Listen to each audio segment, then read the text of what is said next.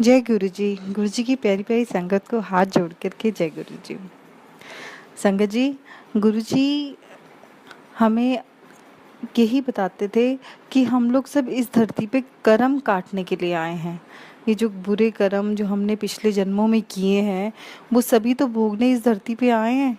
पर जब यहाँ आ जाते हैं तो रिश्ते नाते और यहाँ की सभी दुनियावी चीज़ों में पड़ जाते हैं और इस धरती पर और कर्म बनाने लगते हैं कि बजाय कि हम उन कर्मों को काटें। ये गुरुजी की मेहर है कि उन्होंने अपने दर पे लगाया हुआ है। गुरुजी कहते थे कि मैं तुम्हारे जो कर्म है ना, वो ए से लेके जेड तक हैं और मैं तुम्हें, जब तुम मेरे मंदिर आते हो तो मैं तुम्हारी बाजू पकड़ के सीधा तुम्हें ए से एन पे लाके खड़ा कर देता हूँ। जो ए से एन तक का सफ़र है तुम्हारे बुरे कर्मों का, वो तुम्हें पता भी नहीं चलता और बिना किसी उसके तुम सीधा एन पे आ जाते हो। और लेकिन जब मैं एन पे लाके तुम्हें छोड़ देता हूँ, ये देखता हूँ क्या ये भक्त इस लायक है कि इसे आगे ले जाया जा सके। उस टाइम पे हमें फील होता है कि ये हमें बहुत कुछ दिख रहा था, हमें बहुत कुछ फील हो रहा था, हमारे बुरे कर चीज़ें आ रही थी और टलती चली जा रही थी। अचानक से क्या हो गया, दिखना बंद हो गया है और हम अकेला महसूस करने लगते हैं, अपने आप को महसूस करने लगते हैं कि जैसे वो पहले खड़े थे और अब नहीं है, अब हम अकेले हैं।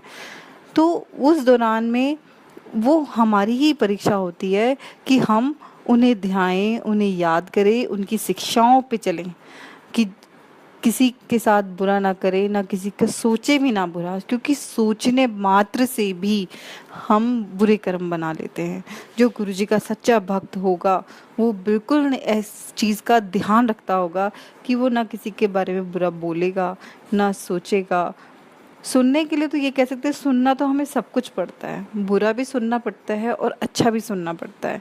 बस जो अच्छा सुनते हैं उसे अंदर लेना पड़ता है और जो बुरा सुनते हैं वो बस ऊपर से निकालना होता है कि ठीक है, जो बोल रहा है बुरा वो उसके कर्म और मैं अपने हिसाब से, जो मेरी गुरुजी की शिक्षा है, मुझे तो उसके हिसाब से चलना है।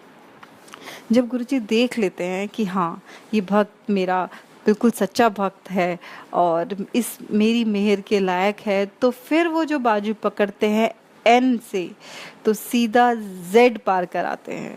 संगत जी, इसमें बीच में हम बड़ा डोलते हैं, पर लेकिन गुरुजी तो बाजू पकड़ चुके होते हैं, फिर हमें पकड़ पकड़ के वापस लेकर के आते हैं और हमारी गलतियों को भी ठीक करते हैं और जताते भी रहते हैं जहाँ पर हम गलत होते हैं कि यहाँ पर तो देख गलत है, और हमें पूरा टाइम प्रोटेक्ट करते हैं।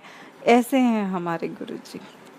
हमें भी अपने गुरुजी को अपना पूरा प्यार दिखाना है, उन पर लुटाना है कि देखो गुरुजी, ये दिखावा नहीं होना चाहिए। वो सब जानते हैं दिखावा क्या है और दिल से क्या है। जब हम दिल से ध्याएंगे ना उनको, वो उन्हें पता चलेगा। दिखावे का तो उन्हें दूर से ही पता है, उसको तो पास में नहीं पटक सकते हम तो गुरुजी के। ये उनकी मेरे हैं, ये उनका आशीर्वाद है हर भक्त को दिल से, तहे दिल से। जब हम उनसे कहते हैं गुरुजी हमें अपनी भक्ति दो, तो वो अपनी भक्ति देते हैं, वही देते हैं भक्ति। हम चाह के भी भक्त नहीं बन सकते, वो भक्ति देंगे तो भक्ति मिलेगी। जब हम कहेंगे उनसे गुरुजी अपनी नज़रें इनायत बनाए रखो, सबसे बड़ी बात गुरुजी से मांगनी चाहिए, गुरुजी आपकी नज़रें इनायत हमारे परिवार पर बनी रहे। हे गुरुजी, आपकी जब नज़र हो जाए तो फिर क्या दिक्कत, फिर तो आप सब देख ही लेते हो, फिर हमें क्या टेंशन। जब गुरु साथ खड़ा है तो फिर तो किससे कौन डरता है। हम तो बस इसी चीज़ से डरना चाहिए कि हम कभी कुछ गलत ना करें और हमारे गुरु का नाम सदा ऊंचा ऊंचा ऊंचा करते रहें। मैं यही दुआ करती हूँ गुरुजी से, सभी आपकी प्यारी संगत आपके कहे पे चले। गुरुजी आप अपनी मेहर बनाओ उनके ऊपर, अपना आशीर्वाद दो उनको। जय गुरुजी।